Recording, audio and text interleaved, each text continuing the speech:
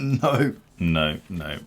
That's just utter dog shit. But the bag might be better than the real thing. Welcome back to Bark and Jack. I'm Adrian, and today we are checking out a fake Omega Seamaster or a FAKE Omega Fleamaster. It's going to be a fake Omega. I've already done a few videos in the past talking about fake watches, but they've always been around Rolexes. Rolex Submariners, how to spot a fake watch, and kind of doing a review of a fake watch. I haven't done one about Omega. I think a fake Omega is more interesting than a fake Rolex because there's more that goes into making an Omega. There's more technical stuff within the dial, within the movement, that make an Omega harder to fake than a Rolex. Let's see what this guy's actually sent in this box. We get an Omega bag.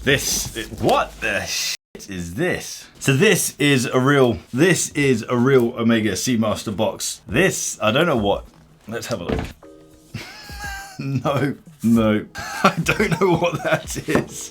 What is that? Oh, it's all sticky underneath. No.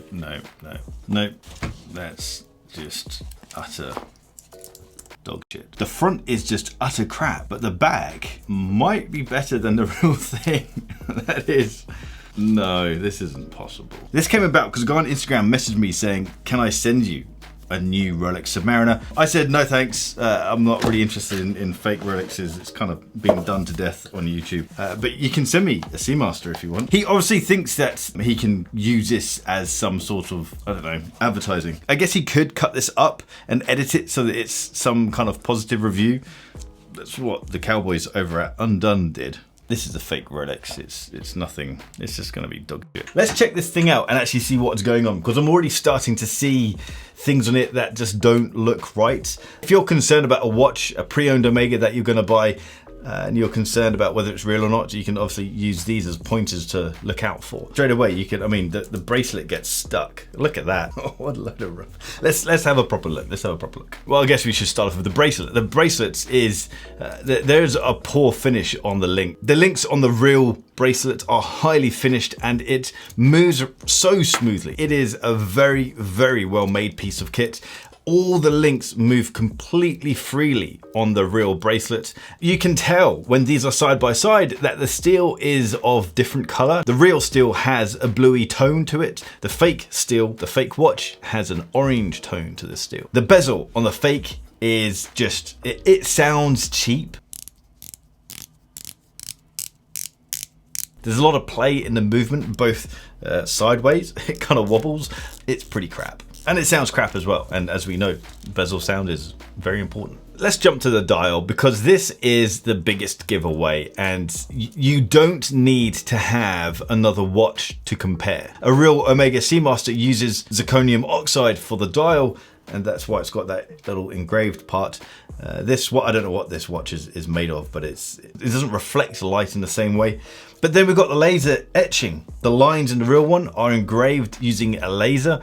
This, I don't know what they've done, but it's not anywhere near as deep, and it's just not as exact as you would expect with a laser. The biggest giveaway, however, is if you look at the Seamaster, the red of the Seamaster text, that couldn't be more different. It's far too bold, it just looks sloppy, and it's far too bright. Let's have a look at the movement, because that is really quite interesting on the watch, because it's, at the first glance, it looks like a well-finished movement.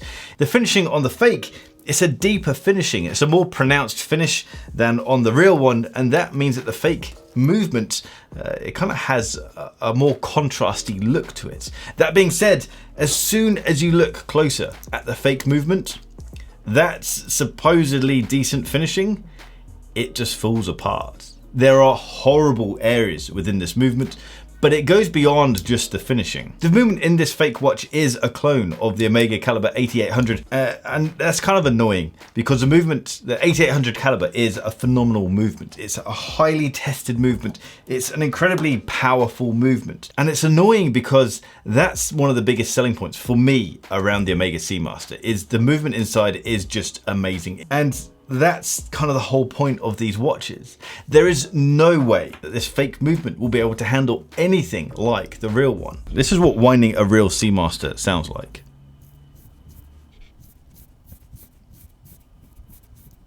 Can you hear that? This is what the fake one sounds like.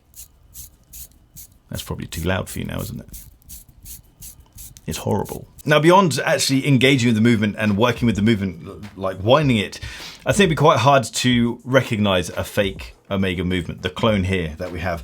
Unless you had both movements side by side, you would then be able to identify that one is mounted slightly differently to the other. It's kind of tilted a bit.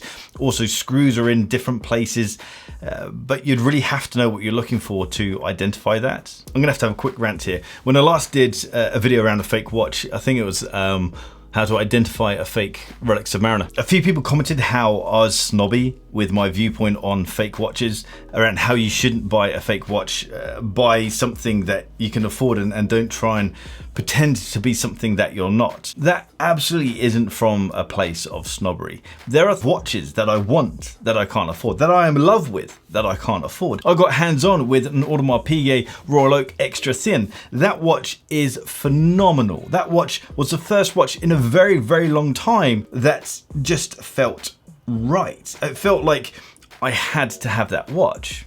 Now, I don't have 26, 30,000 pounds to drop on a watch, so I don't have it. That doesn't mean that I should go off and buy a fake one. I just can't afford that watch. So I go off and buy other watches that I can afford. The problem with buying fake watches is that you aren't buying what you've fallen in love with. You're buying something that's pretending to be that. I like the fact that I can't afford that Royal Oak right now, because I want to build something that allows me to buy that Rolex. It gives me something to work towards. For me, there's no excuse for buying a fake watch. The idea of that just stinks. Now, I don't want these watches to get into the public domain, so they have to be completely destroyed.